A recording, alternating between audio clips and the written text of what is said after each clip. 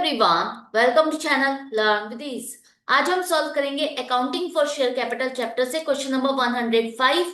Chapter 8 TS Grewal की book से class 12 accounts. Online classes, online tuitions के लिए आप मुझे स्क्रीन पर दिए गए नंबर पर व्हाट्सएप कर सकते हो अपना नाम और क्लास। और आप अगर सॉल्यूशन ढूंढ रहे हो टीएस ग्रेवाल और DK Goyal new edition book के, तो चैनल के होम टैब पर क्लिक करो। आपको सभी सॉल्यूशंस अपलोडेड मिलेंगे। पोस्ट सेक्शन में एमसीक्यूज मिलेंगे क्विज की फॉर्मेट में, और एमसीक्यूज के सॉल्यूशन से शॉर्ट्स में। साथ ही अब आप इस सॉल्यूशन को इंग्लिश और हिंदी दोनों ही लैंग्वेज में देख सकते हो। उसके लिए आपको ये सेटिंग का बटन प्रेस करना है और ऑडियो ट्रैक से अपनी कंफर्टेबल लैंग्वेज इंग्लिश या हिंदी को सिलेक्ट करना है। तो बहुत कुछ है चैनल पर, विजिट द चैनल। अच्छा लगे तो शेयर और सब्सक्राइब जरूर करना। क्वेश्चन नंबर 105 में XYZ लिमिटेड एक कंपनी है जिसने 2 लाख रुपीस की ऑथराइज्ड कैपिटल के साथ अपने आप को रजिस्टर किया। मतलब 100 रुपीस की फेस वैल्यू के ये 2000 शेयर्स पब्लिक को मैक्सिमम ऑफर कर सकती है, इशू कर सकती है। कंपनी ने 1000 शेयर्स पब्लिक को इशू किए, ऑफर किए, लेकिन 5 रुपीस प्रीमियम के साथ। मतलब जिसको भी ये शेयर खरीदना है उसे 105 रुपीस पे करने होंगे।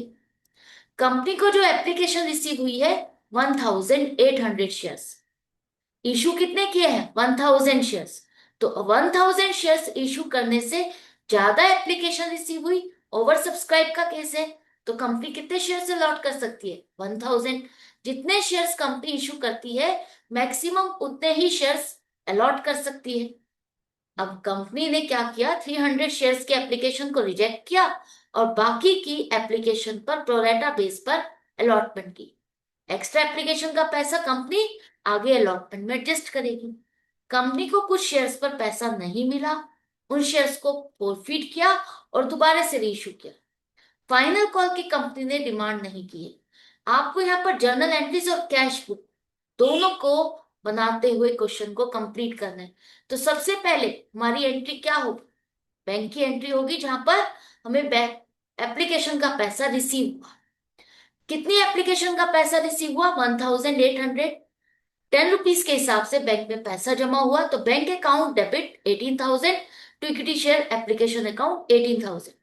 बैंक से रिलेटेड डायरेक्टली आपको जो भी एंट्री है वो कैश बुक में पोस्ट करनी है। पैसा आ रहा है तो डेबिट साइड पे लिखो to equity share application account 18,000। इसके बाद ये पूरा पैसा हम शेयर कैपिटल में नहीं ट्रांसफर करेंगे, एक्सेस एप्लीकेशन का पैसा है। तो वो एक्सेस एप्लीकेशन का पैसा किस तरह से एडजस्ट होगा, कंपनी ने 300 शेयर्स की एप्लीकेशन को रिजेक्ट कर दिया, कोई भी अलॉटमेंट नहीं की, तो इनका पैसा रिफंड होगा पूरा पूरा 3000 रुपीस। इसके बाद कितनी एप्लीकेशन बची 1500, जिस पर कंपनी 1000 शेयर्स अलॉट कर रही है। तो 500 एप्लीकेशन का जो एक्स्ट्रा पैसा है 5000 रुपीस, ये कंपनी उनको रिफंड नहीं कर, ये पैसा कंपनी अपने पास रख रही है एज अ एडवांस, जो कि आगे की कॉल अलॉटमेंट में एडजस्ट होगा। तो जर्नल एंट्री क्या होगी, सबसे पहले तो पैसा जो आप रिफंड कर रहे हो उसको आपको डायरेक्टली कैश बुक पे ही पोस्ट करना है। पे कर रहे हो तो क्रेडिट साइड पे लिखो by equity share application account 3000। अब 18,000 में से 3000 आपने पे कर दिए, तो बाकी का एप्लीकेशन का पैसा कितना बचा 15,000। तो equity share application account debit 15,000, जिसमें से आप जितने शेयर्स अलॉट कर रहे हैं उसका पैसा आप शेयर कैपिटल में ट्रांसफर करोगे। तो to equity share capital account 10,000। अब जो एक्स्ट्रा एप्लीकेशन का पैसा है वो आप आगे की कॉल अलॉटमेंट में एडजस्ट करने वाले हो।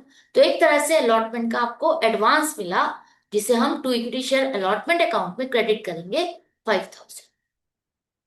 यहां तक समझ में आ गया। अब कंपनी ने एप्लीकेशन के बाद नेक्स्ट कॉल अलॉटमेंट की डिमांड, यही होगा ना। अब तो कंपनी को कंफर्म है कि उसके शेयर्स बिक रहे हैं, लोग खरीद रहे हैं, और कौन कितने शेयर्स खरीद रहा है पूरी लिस्ट है। तो अब कंपनी ट्रैक रखने के लिए पहले ड्यू की एंट्री बनाएगी कि मुझे पैसा मिलना कितना चाहिए। कंपनी 25 रुपीस डिमांड कर रही है, 1000 शेयर्स अलॉट किए, तो इक्विटी शेयर अलॉटमेंट अकाउंट को डेबिट करो 25,000। कंपनी को इतना पैसा मिलना चाहिए। फेस वैल्यू का पैसा शेयर कैपिटल अकाउंट में क्रेडिट करो 20,000, और प्रीमियम का पैसा जो 5 रुपीज है वो सिक्योरिटीज प्रीमियम अकाउंट में क्रेडिट होगा 5,000। ये भी पैसा हमें मिला नहीं है, हम मान के चल रहे हैं कि ये पैसा मिल जाएगा, और पहले ही हमने इन दोनों अकाउंट में ये पैसा क्रेडिट कर दिया। क्या हमें पैसा मिला पूरा? अलॉटमेंट पर जो भी पैसा हमने डिमांड किया, क्या पूरा पैसा रिसीव हुआ? कंपनी कह रही है कि अलॉटमेंट पर मुझे 25,000 रुपीज मिलने चाहिए थे, एप्लीकेशन पर ऑलरेडी एडवांस है मेरे पास 5,000, एडजस्ट करने के बाद बाकी के 20,000 रुपीज और मेरे पास रिसीव होने चाहिए। लेकिन यहां पर एक शेयर होल्डर है सुंदर, जिसको कंपनी ने 100 शेयर्स अलॉट किए थे। होल्डर मतलब इसके पास कंपनी के 100 शेयर्स हैं, इसने अलॉटमेंट और फर्स्ट कॉल का पैसा नहीं दिया। अब आप अलॉटमेंट पर एडवांस एडजस्ट कर रहे हो। एडवांस का मतलब जिन्होंने जितनी एप्लीकेशन के लिए अप्लाई किया था उसको इतने शेयर्स तो अलॉट नहीं किए, एक्स्ट्रा एप्लीकेशन का पैसा अपने पास कंपनी ने रखा था। तो सुंदर जो है, इसको अगर कंपनी ने 100 शेयर्स अलॉट किए तो डेफिनेटली इसने भी कुछ ज्यादा शेयर्स के लिए अप्लाई किया होगा। जैसे कि कंपनी ने 100 500 शेयर्स के एप्लीकेशन पर 1,000 शेयर्स अलॉट किए, तो इसी तरह से सुंदर ने भी कुछ ज्यादा नंबर ऑफ शेयर्स के लिए अप्लाई किया था। वो कितने शेयर्स के लिए इसने अप्लाई किया था फाइंड करना जरूरी है, क्योंकि उसका एक्स्ट्रा एप्लीकेशन का पैसा कितना है जो कि हम आगे अलॉटमेंट में एडजस्ट करने वाले हैं, फाइंड करो। तो हमारे पास एप्लीकेशन का फिगर नहीं, तो जहां क्वेश्चन मार्क है वो नंबर ऊपर आ जाएगा। 1,500 divided by 1,000 multiplied by 100, 150 shares के लिए इसने अप्लाई किया था, तो डेफिनेटली 150 शेयर्स के हिसाब से ही इसने हमारे बैंक में पैसा जमा किया 1,500। अब कंपनी ने अगर उसको 100 शेयर से लॉट किए तो एप्लीकेशन का पैसा बनेगा 1,000, एक्स्ट्रा पैसा 500 अभी भी कंपनी के पास इसका है, जो कि कंपनी एज अ एडवांस अपने पास रख रही है और आगे अलॉटमेंट में एडजस्ट करेगी। ये जो आपने 5,000 रुपीज माइनस किए है ना, इस 5,000 में यहां पर सुंदर के 500 भी इंक्लूडेड है जो हम माइनस करें। तो यही हम चेक करें कि अगर हमने एडवांस को माइनस कर दिया उसके बाद हमें और अलॉटमेंट पर इससे कितना पैसा लेना बाकी है। अलॉटमेंट पर कंपनी 25 रुपीज डिमांड कर रही, इंक्लूडिंग प्रीमियम है, तो फेस वैल्यू और प्रीमियम दोनों डिमांड कर रही है, तो एडवांस पहले किससे एडजस्ट होगा? फेस वैल्यू के साथ। तो फेस वैल्यू के 20 रुपीज के हिसाब से 2,000 रुपीज हमें मिलने चाहिए। 500 रुपीज एडजस्ट कर दिया हमने, तो बाकी के फेस वैल्यू का पैसा 1,500 नहीं मिला। प्रीमियम भी कंपनी ने डिमांड किया 5 रुपीज के हिसाब से 500, तो टोटल हमें जो अलॉटमेंट पर नहीं मिले वो है 2,000। मिलने कितने थे? 25 रुपीज के हिसाब से 100 शेयर्स पर 2,500, 500 एडवांस हमारा एडजस्ट हो गया, तो 2,000 रुपीज फाइनली हमें इससे नहीं मिले। तो ये माइनस करने के बाद बैंक में जो पैसा आया वो है 18,000। तो bank account debit to equity share allotment account 18,000। Call in arrear के साथ करना चाहते हो तो एंट्री होगी bank account debit 18,000, call in arrear account debit 2,000 to equity share allotment account 20,000। जो पैसा बैंक में आया वो तो आप यहाँ पर डायरेक्टली पोस्ट कर दोगे डेबिट साइड पर to equity share allotment account 18,000। अब याद रखना बाकी कोई एंट्री आपको नहीं करना, लेकिन अगर आपने कॉल सिनेरियर के साथ की है तो ये वाला हिस्सा जर्नल में जरूर आपको रिकॉर्ड करना है। Call in arrear account debit 2,000 to equity share allotment account 2,000, otherwise कोई एंट्री नहीं करोगे। इसके बाद कंपनी ने क्या किया? फर्स्ट कॉल की डिमांड की। डिमांड करेगी तो कितना पैसा मिलना चाहिए? 40 रुपीज के हिसाब से 40,000 rupees. Equity share first call account debit 40,000 to equity share capital account 40,000। Company ने ड्यू की एंट्री बना ली ताकि वो ट्रैक रख सके। क्या कंपनी को फर्स्ट कॉल पर पूरा पैसा मिला? नहीं। जो सुंदर है उसने अलॉटमेंट पर भी पैसा नहीं दिया और फर्स्ट कॉल पर भी पैसा नहीं दिया, तो 100 शेयर है उसके पास, 40 रुपीज के हिसाब से 4,000 रुपीज हमें नहीं मिले, बाकी 36,000 हमारे बैंक में जमा हुए। तो bank account debit 36,000 to equity share first call account 36,000। Call in arrear के साथ करोगे तो एंट्री होगी bank account debit 36,000, call in arrear account debit 4,000 to equity share first call account 40,000। तो जो पैसा बैंक में आया डायरेक्टली पोस्ट कर दो कैश बुक में to equity share first call account 36,000। अब कॉल सिनेरियो के साथ कर रहे हो क्वेश्चन को, तो आपको यहाँ पर भी रिकॉर्ड करना होगा।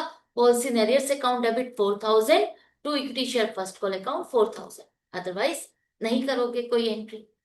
फर्स्ट कॉल के बाद कंपनी ने सुंदर के शेयर्स को फोरफीट कर दिया। फर्स्ट कॉल के बाद मतलब होल्डअप कितनी है, अब तक कितना पैसा डिमांड कर चुकी है कंपनी, इससे एप्लीकेशन, अलॉटमेंट और फर्स्ट कॉल तीनों के फेस वैल्यू को मिलाकर के 70 रुपीज कंपनी अब तक इससे डिमांड कर चुकी है। और इसने हमें कितना पैसा पे किया है, देखो इसने हमें एप्लीकेशन का पूरा पैसा दिया 1000, और कुछ पैसा हमारे पास एक्स्ट्रा था 500, जो कि हमने अलॉटमेंट में भी एडजस्ट किया फेस वैल्यू के साथ।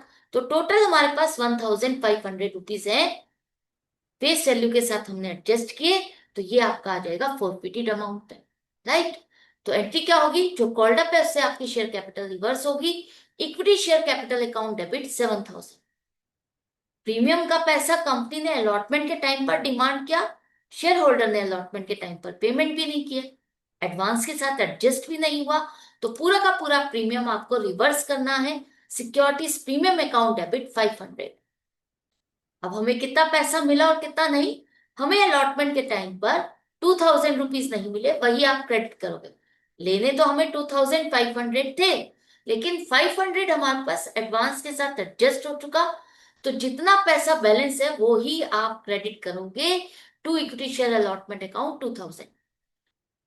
इसके बाद कंपनी को फर्स्ट कॉल का भी पैसा नहीं मिला, तो to equity share first call account 4000, और जो पैसा कंपनी को मिल चुका है वो आप फोरफिटेड शेयर अकाउंट में क्रेडिट करो टू फोरफिटेड शेयर अकाउंट 1500। इसी एंट्री को कॉल सिनेरियो के साथ करना चाहते हो तो एंट्री हो जाएगी equity share capital account debit 7000, securities premium account debit 500 to calls in arrears account 6000 to forfeited share account 1500। Forfeiture के बाद कंपनी ने शेयर्स को री इशू किया, सारे के सारे री इशू किए शेयर्स, और कितने रुपए में, 60 रुपीज में। जिसने इस शेयर को खरीदा उसने 60 रुपीज के हिसाब से पेमेंट की, बैंक में पैसा जमा हुआ, बैंक अकाउंट डेबिट 6000। कंपनी ने कितनी वैल्यू वाला शेयर दिया, 70 रुपीज पेड अप।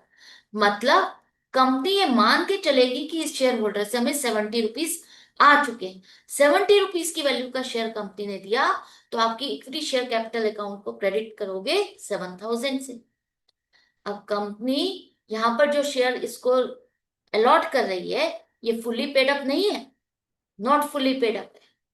कंपनी से इन फ्यूचर 30 रुपीज और डिमांड करेगी, राइट। अब कंपनी ने 70 रुपीज की वैल्यू का शेयर 60 रुपीज में दिया, तो कंपनी को 10 रुपीज का नुकसान हुआ, जो कि पहले वाले शेयर होल्डर के पैसे से एडजस्ट करेगी। तो फोरफिटेड शेयर अकाउंट को डेबिट करो 1000 से। कंपनी ले रही है 60 रुपीज, लेकिन मान के चलेगी कि 70 रुपीज आ चुके हैं, तो 10 रुपीज का तो कंपनी का नुकसान है, अपनी बुक्स में रिकॉर्ड करना होगा। तो जो पैसा बैंक में आया वो तो आप कैश बुक में पोस्ट करो to equity share capital account 6000।